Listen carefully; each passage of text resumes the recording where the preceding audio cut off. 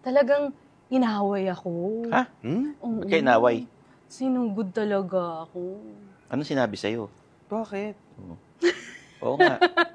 Mamaya na lang tayo magkwentuhan. Sinugod ka. Sinugod ako. O sige, Ginanon ako. Ano daw ang ginawa mo? Parang, ano bang ginawa? Parang wala. It was just, siguro to her, a misunderstanding. Pero it's something na I did out of pure intention. Tapos siya, minasama niya. Ganon. Na-interview mo? Parang gano'n? Hindi ko naman na-interview. Parang kasama ko siya sa show. Ganyan. Ayun. Nagulat ako sa kanya. Hindi Bulong siya, mo.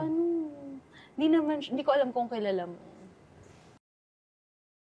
Parang, Ano na? Sino? Sino?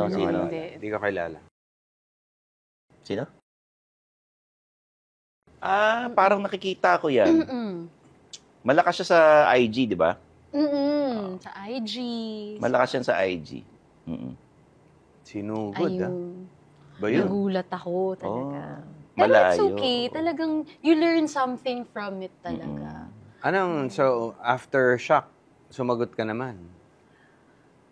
O hinayaan mo na lang siya? Hinayaan ko na lang siya. Pero na-realize ko na dapat pala hindi ganun. At times na ginaganon ka, kailangan mo din palang ipagtanggol yung sarili mo. Like, huwag kang masyadong mabait to the point na people will step on your toes, di ba?